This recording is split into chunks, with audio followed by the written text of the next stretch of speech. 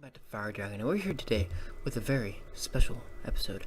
I'm going to be talking about my video game ideas.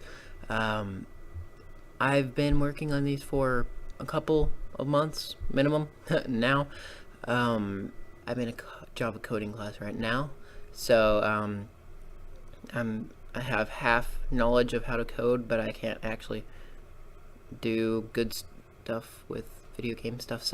And one of my friends can, but he's too lazy to do anything at the moment, so we'll eventually make this. But I just wanted to go over this and get the public opinion on this video game.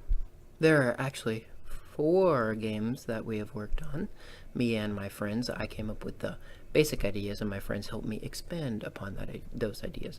The first game is a 2-dimensional game, kind of similar to Terraria in the graphics spectrum of things, and world generation type thing.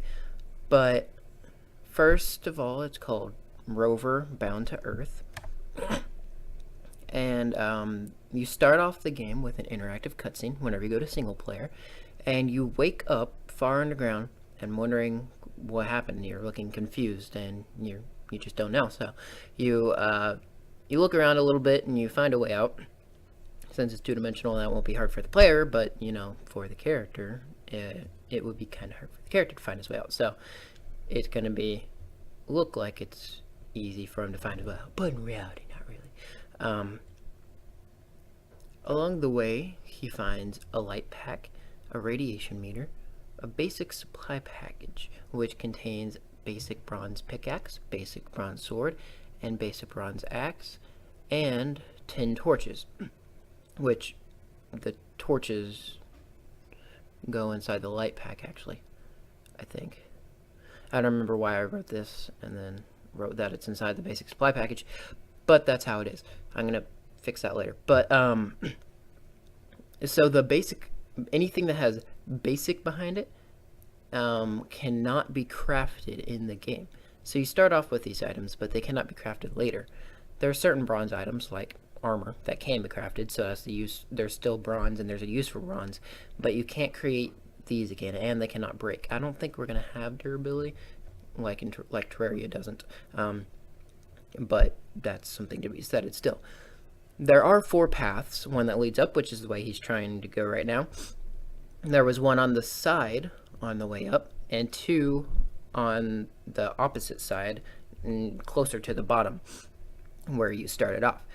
The 3 extra paths are to be unlocked later in the game by obtaining certain types of armor, pickaxe, and weapon combinations. And as long as you have those, the door unlocks, you can open it, and there is a mini-boss for you to fight. The mini-bosses are to check the player's progress, essentially. And then the character heads up to the surface. And now the real game begins. The player can actually move the controller and stuff. The player gets a few tips to point them in the right direction. There's going to be a box at the bottom left of the screen, probably not that big, but at the moment at least, it's called the Information Hub, which can be toggled off, which I'm sure there will be like a minus button or something at the top right of the box. And then the box switches colors and titles when changing from tips to block information and or to crafting recipes. And the crafting recipe would be of what's in the player's hand. And of course they can minimize that so it won't be annoying and in the way. But if they want to find out, how do you make these things in my hand? I found this in a chest, I want to make more, or something like that. Or also, I have this in my hand, what can I make with this and to make something else? And that'll be there in the thing that you can just maximize it with the plus sign that'll be at the bottom over here, and you'll see that. And that's all I have for that at the moment, idea wise. Tools and weapons, there is bronze, which you can only get through the basic supply package, although the ores that you find throughout the world do craft armor, so you can't create any tools with bronze. Iron, which you can do anything, armor, tools, all that stuff. Silver and steel, which is created with 3 previous pickaxes. Well, it's not just pickaxes, it's just whatever you're trying to create. So say you have the basic bronze pickaxe, you have an iron pickaxe, and you have a silver pickaxe.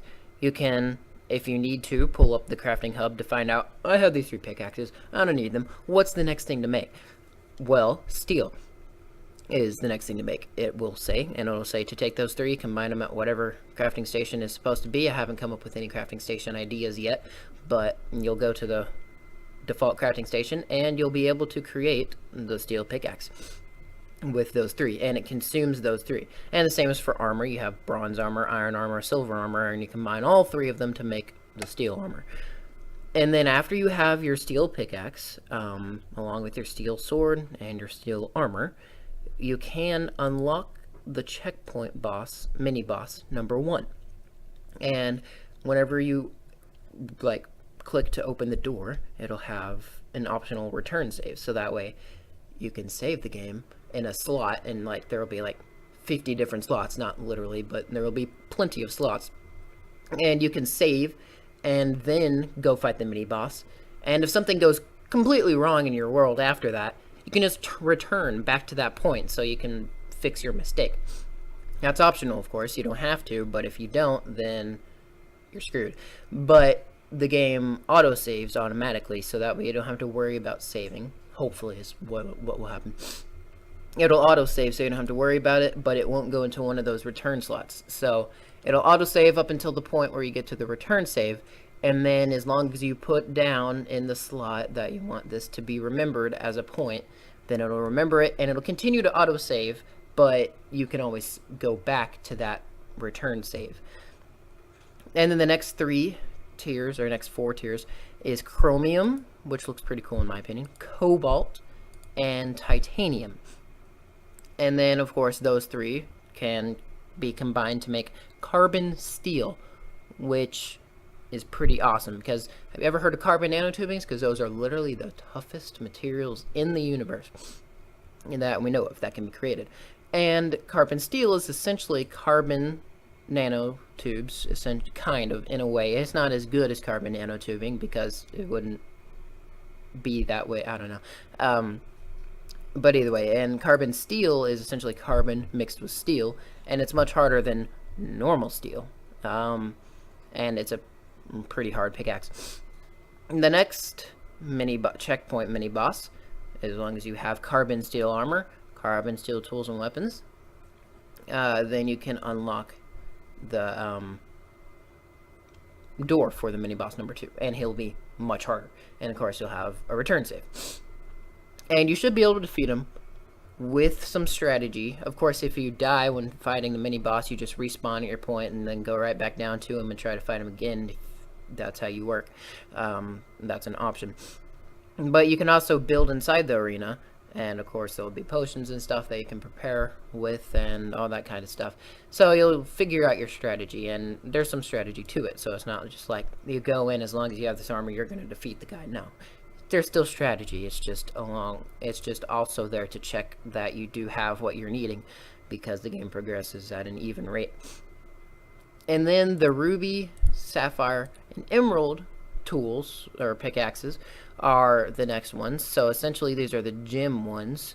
So and then opal, of course, is the combination of those 3, and that's basically it. And the checkpoint, those are the best, actually. Those are the final 4 tiers. So once you have opal, you have all that you need for the game. And then the checkpoint mini boss number 3 with a new return save that you can put down. Of course, you want to put these in different slots just in case. You don't always want to override the last slot. That's a horrible idea, because you never know what will happen. Or what you didn't realize happened. And then you find out and you're like, oh, dang it, wish I could go back, but you can't. Okay, and now the mini bosses in themselves, they, like I said, are designed to check the player's progression. The very first mini boss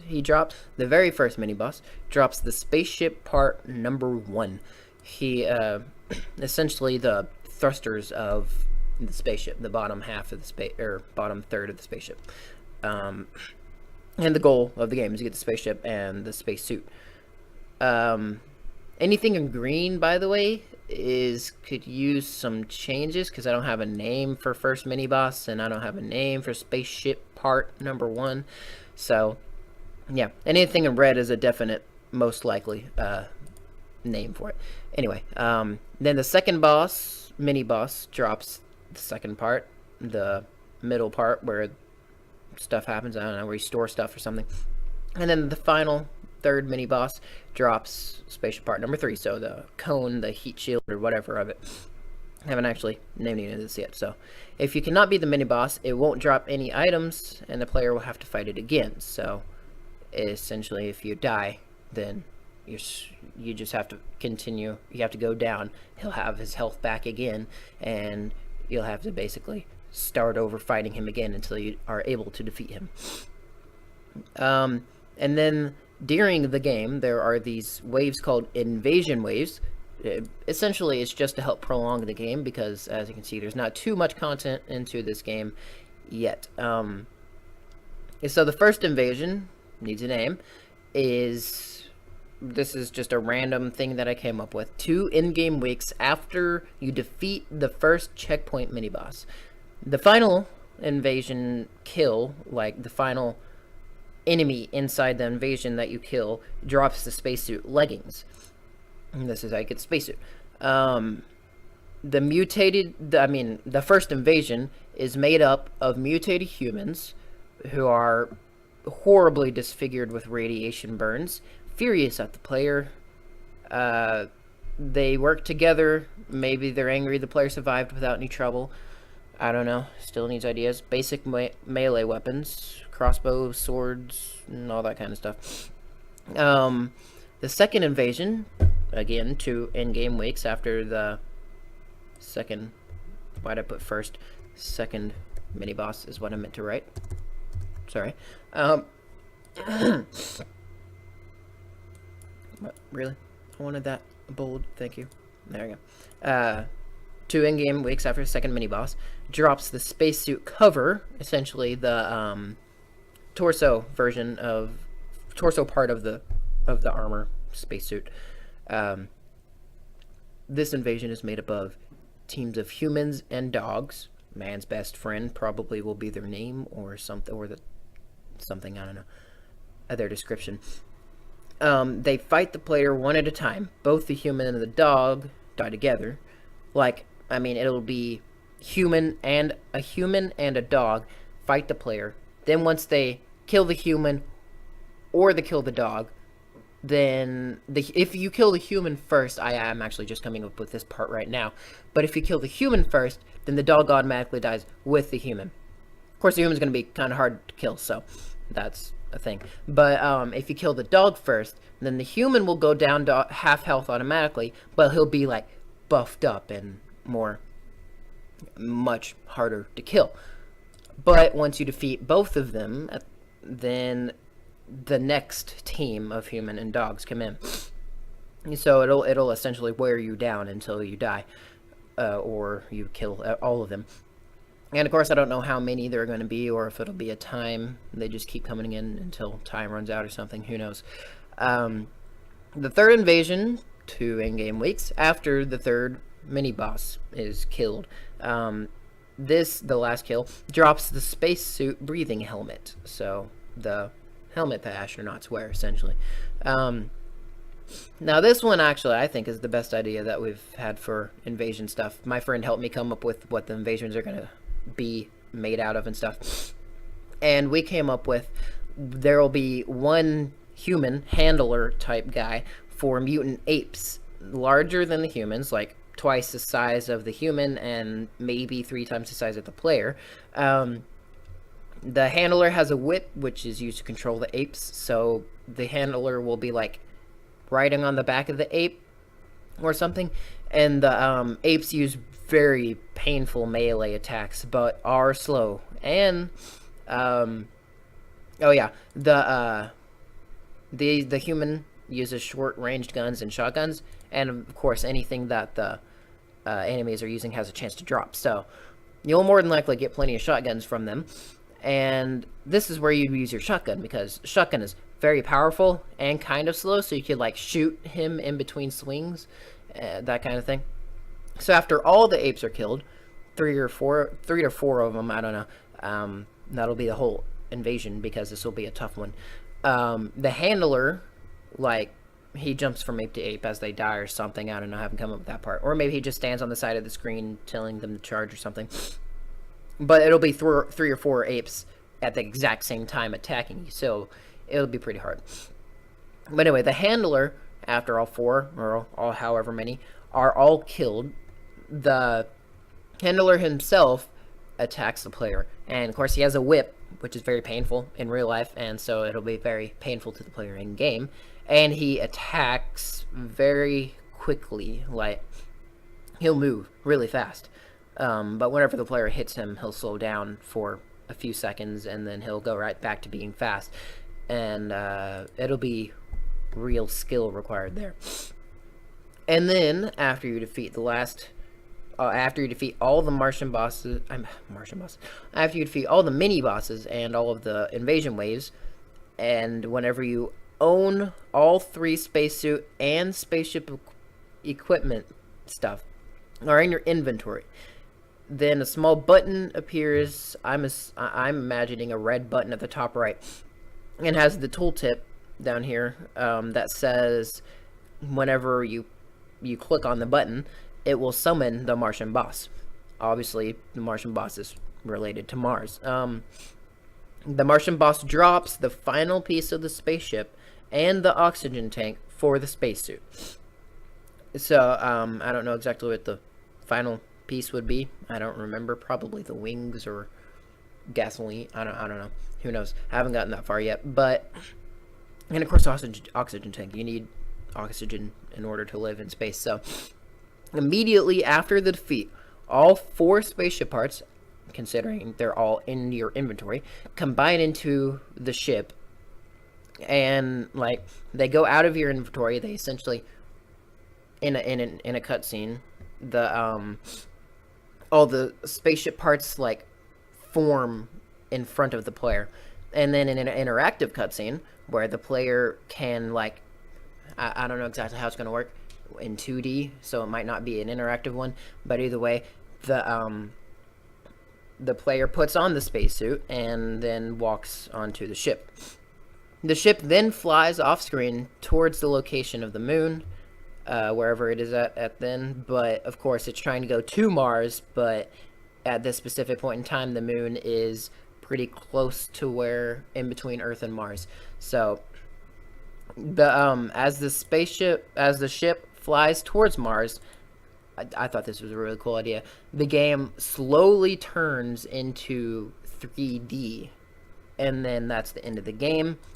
There are multiplayer aspects and certain aspects that I haven't put on here, but you'll see those later.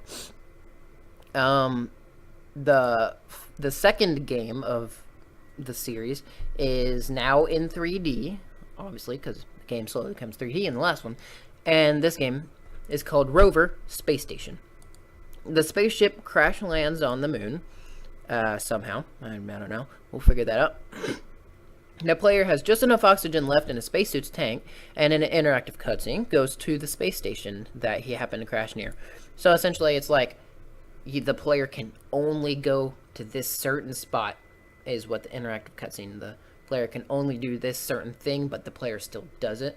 So essentially, it's forcing the player to do things.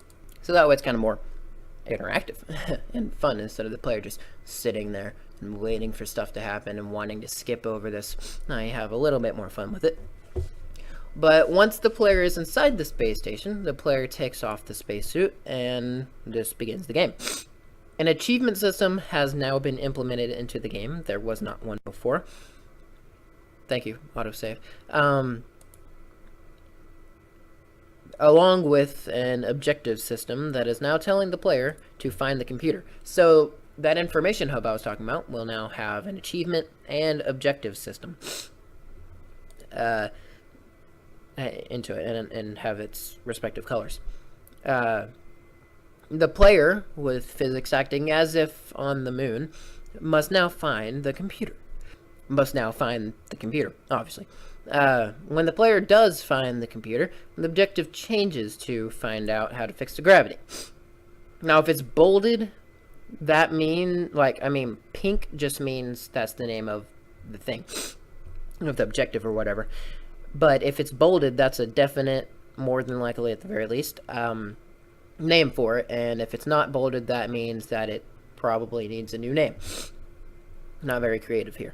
But anyway, and then the computer, it has simple options inside of it, which you'll be looking at.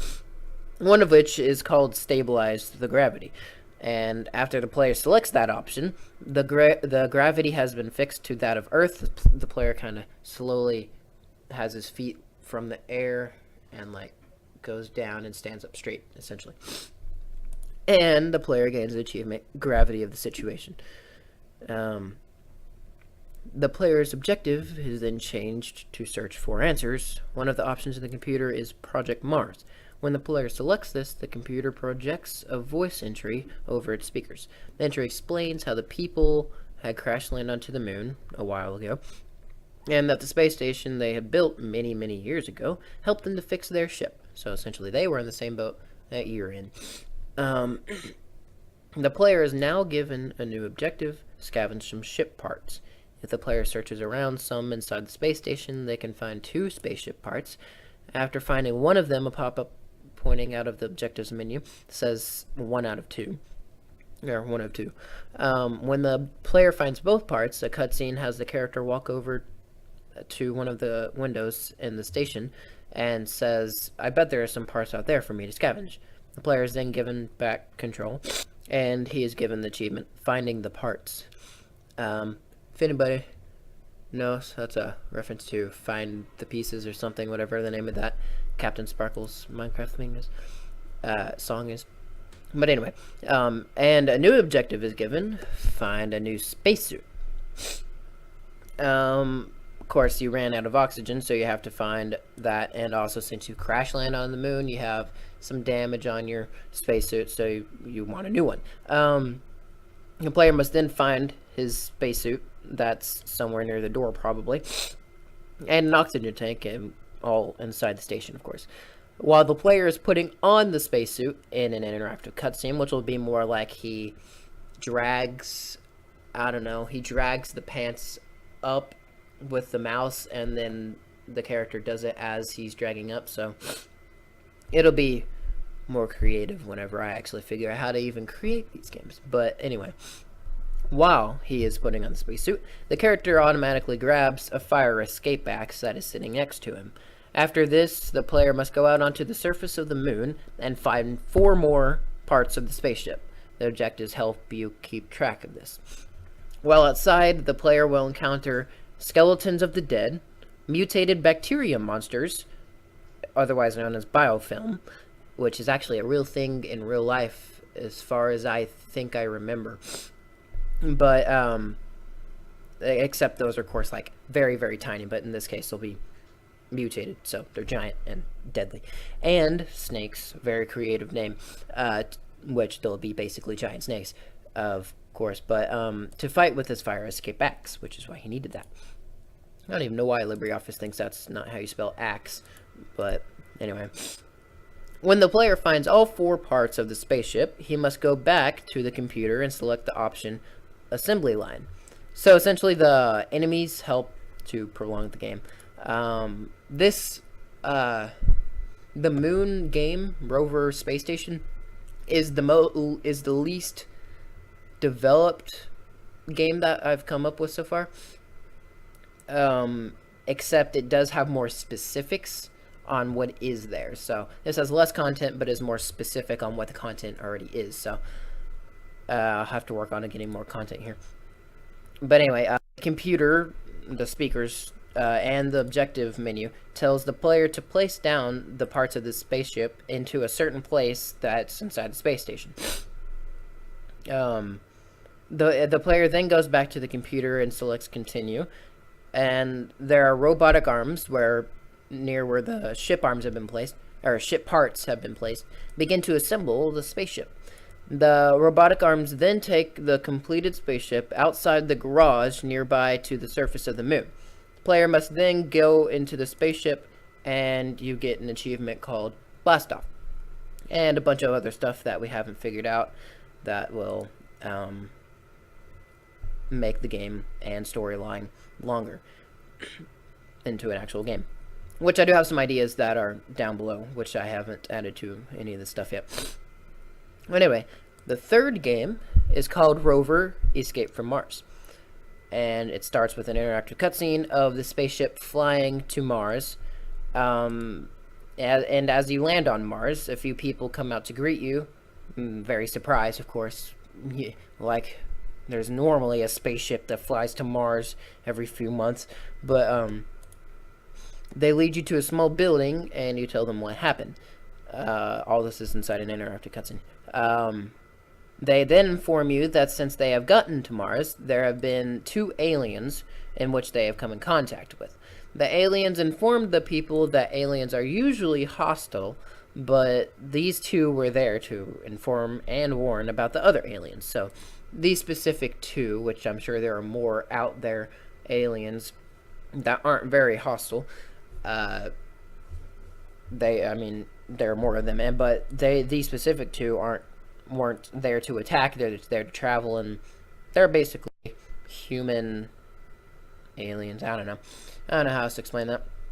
But they told the people that if they can get far enough east, there is a land much like that of Earth, with many people similar to the humans. The people have since tried to get to the land, but have failed due either to alien hostility, represented to the player with an alien hostility monitor. I don't even remember what I was thinking when I wrote that, so I'm going to have to come up with something that explains what the heck that is. Or strange occurrences, like random patches of area that teleport a person, and they're never seen again. That happened to other people before. Not to you yet, at the very least. That might be a thing that happens, but it'll teleport you, and once you kill an enemy, you go back, or I don't know. Who knows? You have a compass with you, so maybe it teleports you, but you have to get back to your position before you can continue forward. Because you have a compass, it'll tell you where to go back, or something. I don't know. That's still undeveloped. The people believe that the player can get them safely to this land, of course, because this guy got from a radiation-filled planet, mutated with monsters, still got to the moon somehow, and still to Mars safely. Pretty much. Yeah, a few things go wrong here and there, but he's alive, and he's there, and he's attacked many people. Anyway, the player says he'll try his best to help. The people give the player a few weapons and building blocks, guns, those kind of weapons, like actual guns. I'm imagining this version of the game, or this 3D game, the third game, to be like Castle Miner Z type of a game, because it's on Mars and it's red and bloodstone, and that's just what it reminds me of. And it's weird. Anyway, so of course building blocks, so that way he can make small shelters along the way and that kind of stuff. And that they tell him that if he makes it there, to come back for them. Player promises that he will, and the real game begins.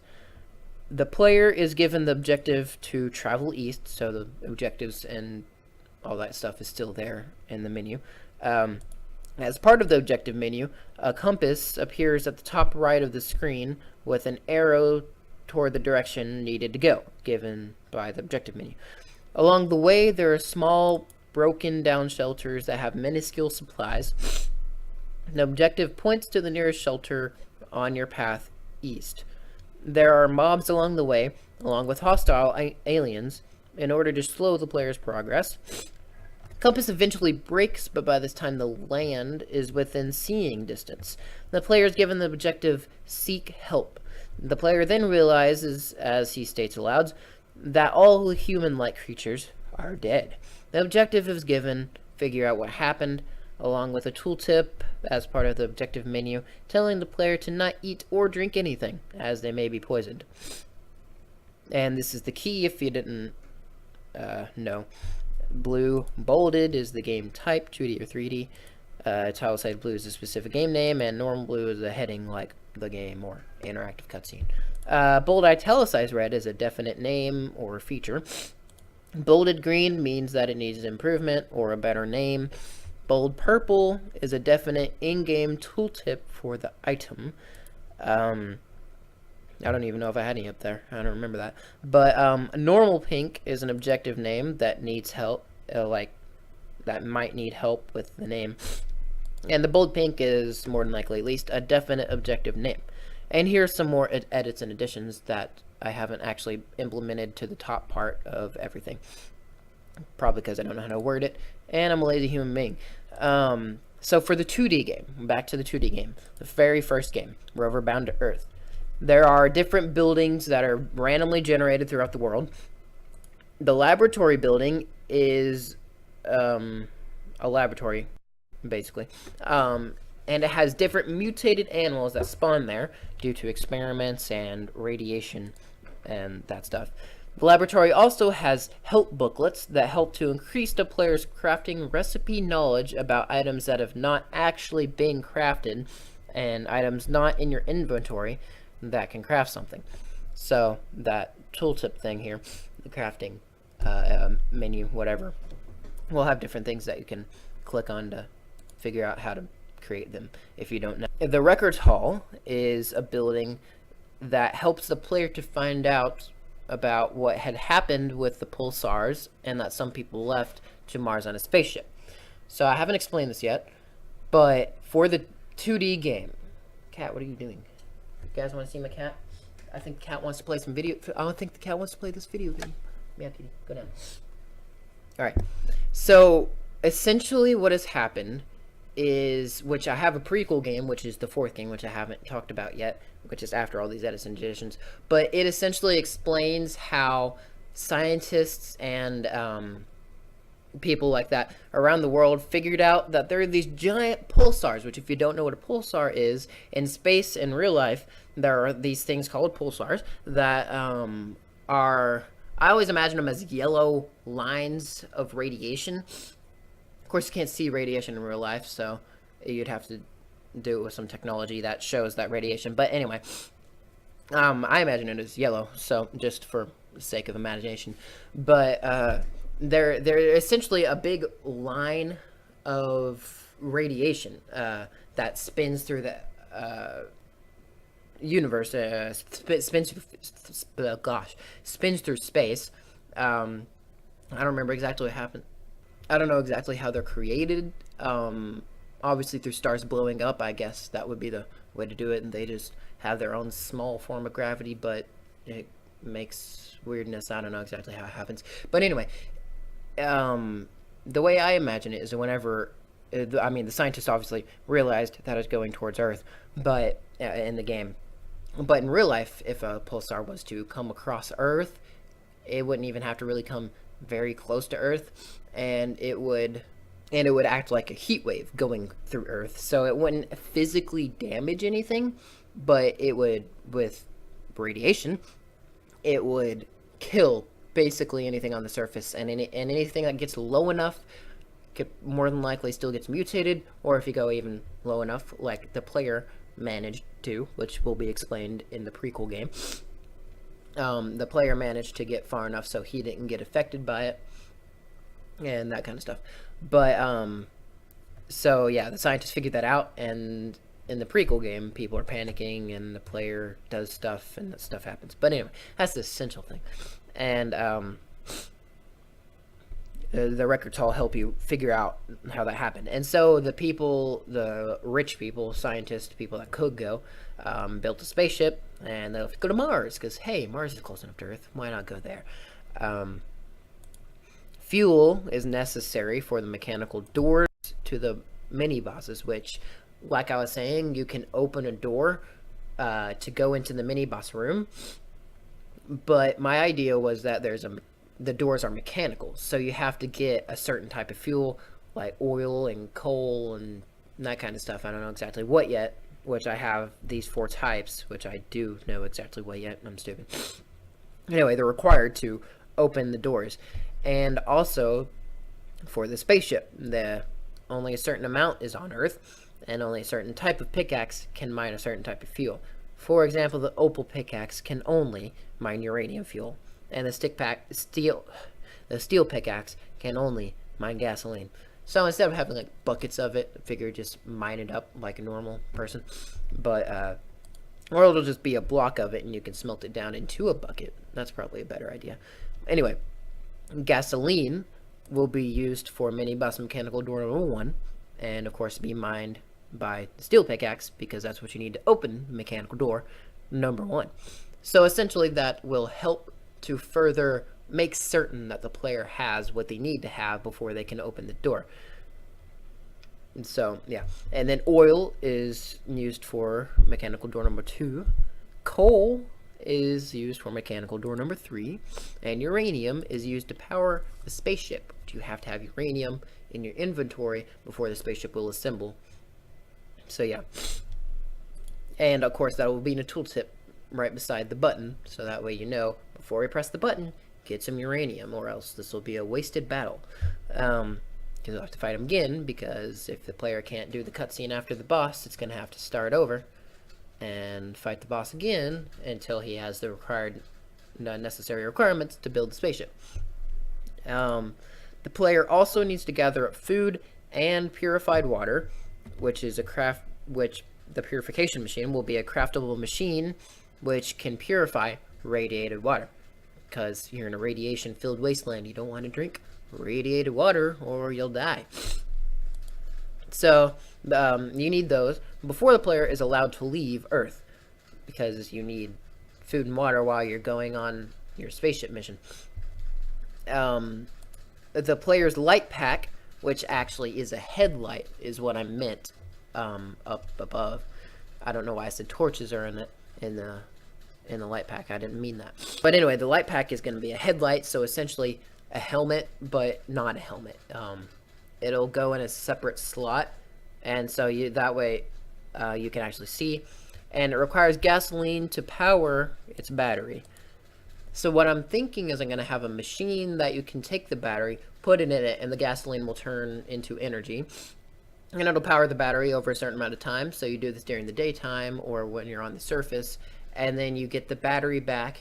And of course you can craft more batteries, so that way you can have more time. But anyway, and you put it inside your headlight, your light pack, and so that way you can use it as like a spotlight type headlight. It'll be different than Terraria, where it just has a circle around you of light. It'll be like a beam of light that goes off to the side, each side of you, and not below or above you, as far as I know at the moment. At the very beginning of the game, there's a mandatory tutorial that teaches the player the controls and how to craft items. These are the block types that I've come up with so far: dirt, grass, stone, wooden logs, wooden planks, and then light colored and dark colored wooden logs and planks, mossy stone, wool of assorted colors, glass, gravel, and radiation protector, which is used to place on top of a block, kind of like a plastic material. And the player spawns at the beginning of the game with 100 radiation protectors, and you cannot stand on top of unprotected land for more than 20 seconds or you'll die. And of course the spawn area will be all protected in radiation covers, so you're good on that part. The guy that had pulled the main character off to the side of the lake in the prequel game, which I have not explained yet, but he had laid down the radiation protectors for the main character, so that's how it gets there. So the player wouldn't die. But the guy saved the main character. The guy that did save the main character is at the very beginning interactive cutscene, but only has little eyes off to the side, so that the character doesn't really notice, but you can see it, obviously. And throughout the game, the player finds chests with uncraftable items, along with the sign above the chest that says, "I got you something cool." So, I think that's a pretty cool idea. Enemies that definitely need naming. I don't have any idea what to name these guys. But an enemy that shoots arrows, normal arrows, fire arrows, those kind of arrows. An enemy that has just simple sword attacks. They can attack with swords of different types, same as the player can craft, so no uncraftable ones or anything that the player can't have. A different enemy that has guns of different types, drops when killed, and cannot be crafted. Bullets can, though. So the guns that the enemies drop, the guns that you pick up, the player picks up, are not craftable, and they do not appear in any of the uncraftables chests that your friend leaves for you. But of course the bullets for them can, but the guns can't. So, and then there's an enemy with pointed sticks, an enemy with mutated animals of some sort that bite the player and give a bleeding effect, along with a radiated effect that the player must walk into filtered water in order to remove the radiated effect. And the radiated effect is basically a bleeding effect, just with radiation and a different way to remove it. Multiplayer for this 2D game. Some of the records in the records hall hint at a deep underground building that the Russians have built in order to try and survive the pulsars. These people are the other players in the game. In the deep underground building, there are people in it. It hints at. But when the player loads up multiplayer, player 1 must go and get to the records hall. There's a key and a map with the record inside there. Information hub tells the player what to do and where to go. So essentially it's a one-time compass, and the compass goes away whenever the real game starts again. But the player must read the record. There's a red arrow, which is basically a compass, that points to the record and record hall at all times. You must grab the key and unlock the door for the other players to get out of the underground bunker, which is always located in an ice biome, because Russia's filled with snow, within 10 minutes. And so that'll add some skill to it. And also so that way it won't have the player moving around playing in multiplayer without his friends, because he's a jerk and a trickster and all that kind of stuff. So it'll force the first player to actually allow the other people to play, which I don't know why you're going to multiplayer if you don't want to do that, but people are weird, so, you know. Okay, now for the 3D games, here are some edits and additions to it. The Rover Space Station. The spaceship parts are hollow. Basically, they're used as a placeholder so that the machine knows how to put together the parts of the ship, and the player must mine resources in order to fill in the ship parts. So whenever you have 10 bars, you can smelt them, you can smelt the ores into bars, and then there's a certain machine inside the space station that can turn those 10 bars into circuits.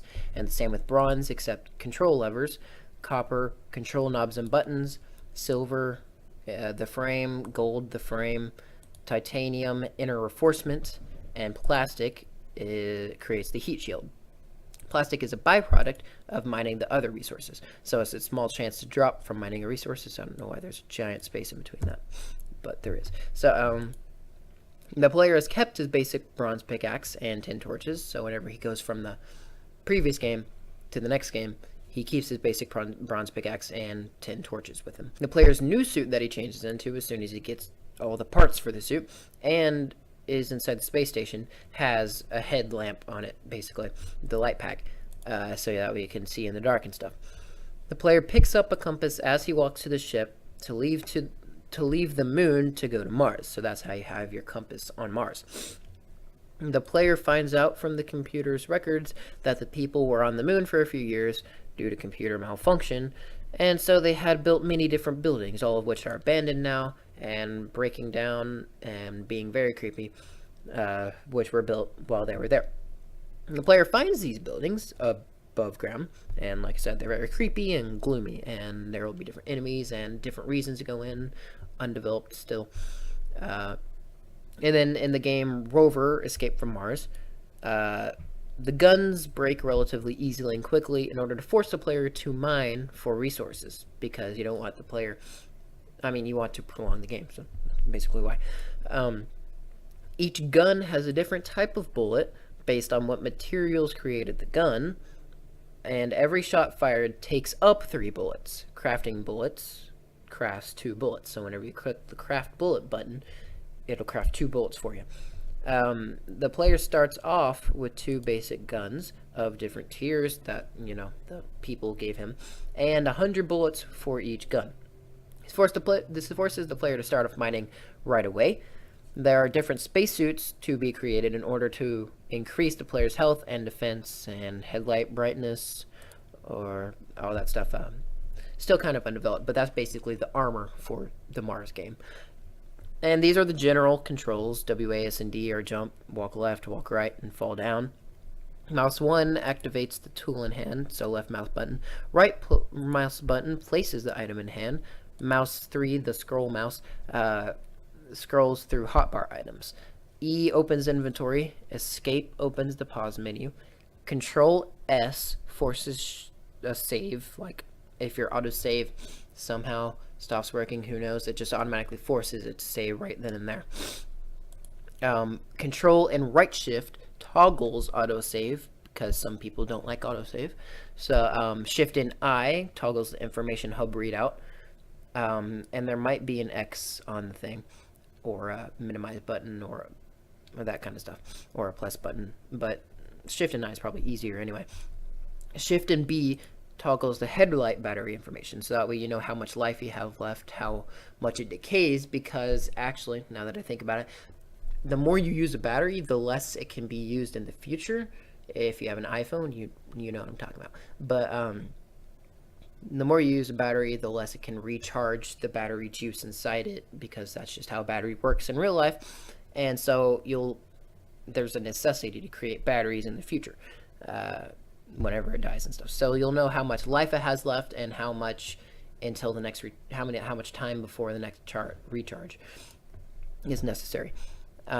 Shift and T toggles the tips readout, which will probably be inside the information hub, but I don't know yet. I don't even know what that mark is called, but it's right above the tab button under the escape button on my keyboard, at least. It toggles to the next informational readout. Control and W allows you to sprint. Left shift is crouch. Shift plus W automatically switches to the player's designated weapon, so you can highlight a weapon, like you have your mouse over a certain weapon in your inventory, and it designates a weapon for future quick access. And the same with pickaxe is shift and P, and Q is to throw the item in your hand out onto the ground. Or you can, whenever you're in your inventory, click on an item, go outside of the inventory space, and right click to throw it out. Some specifics for the 2D game: inventory space 40 items, 50 if you include the hotbar. Chest space is 25 items. Chests are made from wood and stone. Mid-game chests that hold 40 slots, made from wood, stone, and carbon steel, and a normal chest. So essentially you get 15 more slots if you put all those and make it. Anyway, the armor increases the player's health by 40% each tier up, and I did all this math, so it's good. The enemy attacks will be different based on what, I don't know. Hold on. Anyway, the first, you start off with 560 player health, and you end at 22,677.6 player health, which those will be rounded to the nearest whole number. So your armor, each tier, there are 12 tiers of armor, and that will be whenever you go to the next armor tier what your health will be. Your base player health is 400, so whenever you put on your bronze armor, you'll have 560 health.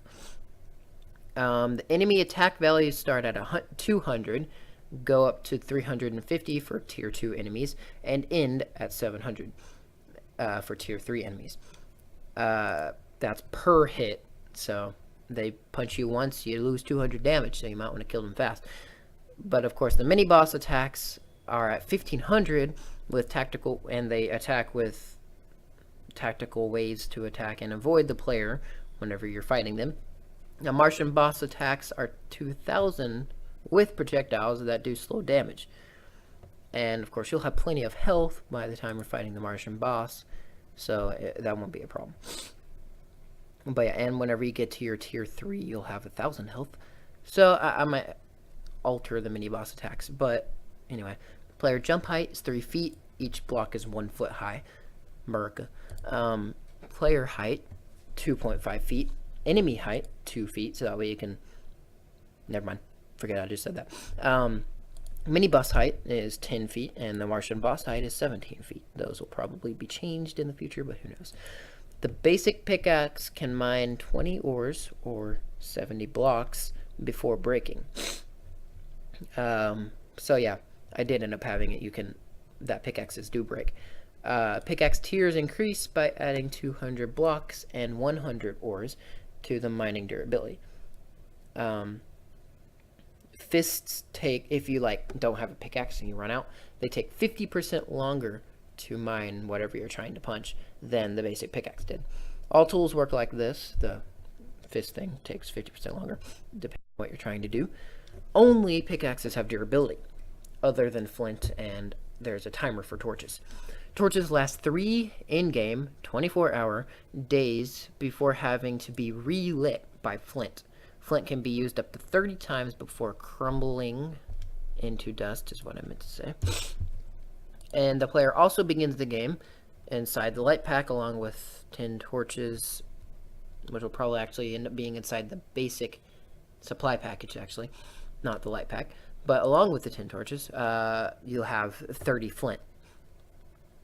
So don't put down too many torches or you'll have to go back and relight them again. But of course you'll have your headlight, so that won't be too much of a problem. And that's the end of edits and additions. Now I have the 4th 3D game, or well, technically the 3rd 3D game, but the 4th game in the series, called Rover, The War Begins. This is a prequel game, so it'll be the 4th created game, but inside of it, it'll be timed before the first game. This game is based off of the main character from the first game, and of course all the other games, before the pulsar struck the Earth, but after everybody knows about it. So everyone's in a panic, creating a gray, I'm imagining it as like the environment to be gray, asphalt, cities, all made out of gray stuff, because asphalt's made out of gray, most buildings are gray, you know, and of course stormy type weather, so essentially a gray environment. And it'll be very damaged, broken down, and hostile.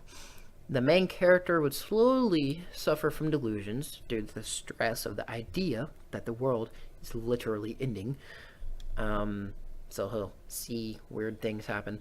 The very end of the game is ended by the player falling far underwater. Probably he'll fall into a well, down to a small underground lake, like really far down though, and floats off to the edge of it. The very last scene of the game shows the player being pulled out of the lake off screen by another human, and that's why whenever the player wakes up underground in the first game, and why the player could survive the pulsars. The reason that the player could not remember this is because in the first game he was too traumatized by stress, and he blacked out whenever he had fallen underground. Now, co-op for this game would probably be player 1 is the main character, and his friends will be with him, and basically they do the same stuff, but and then there will be DLC for this game, but it will not be like most games have DLC, and it's like, I have this gun, and I have, because I bought the DLC, and then this player is like, well, I have this worse gun because I didn't buy the DLC, because I don't have money. And then this player always beats the player that doesn't have DLC. That's definitely not what we're doing. It will be this, basically that idea, but in multiplayer, you can only use the DLC by going to a DLC server. So I'm kind of imagining this like Halo kind of game. Multiplayer wise, you have different categories and you can play with people around the world instead of just a local game. And but it will only be for extra weapons and different multiplayer campaign alternatives. But anyway, each category will have like DLC only, and then non-DLC only, and then for those that want to challenge, DLC mixed with non-DLC players.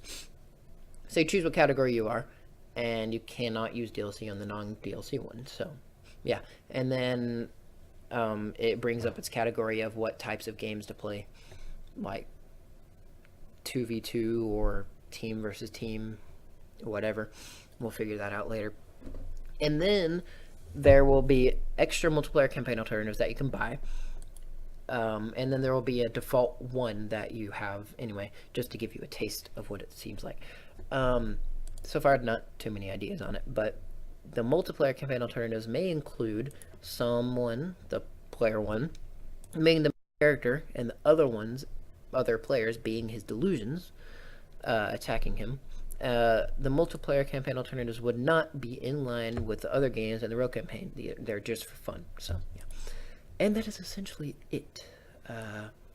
that is all we have for ideas at the moment. I haven't really been working on it too much lately. I'm waiting for my friend Jackie-san to help me with creating what we have so far for the 2D game, because he says at the very least he knows how to create it, but he hasn't been helping. He's too lazy. But anyway, if you think this is a good idea for a game, please click the like button and leave comments on some edits that you want to see or something, because I plan on making this game and having a real company. But I mean, I just want the game to be created. So leave some things that you might think I should edit if you think it's a good idea. Tell me if it's a horrible idea. But most of the people I've talked to so far said they think it's a good idea. So, of course, they're my friends. So, you know, not too reliable sources. No, they are. But anyway, I just wanted to tell you guys about this cool video game idea. I think it's cool. So, thank you for watching this special episode of Fire Dragon, and I will see you next time.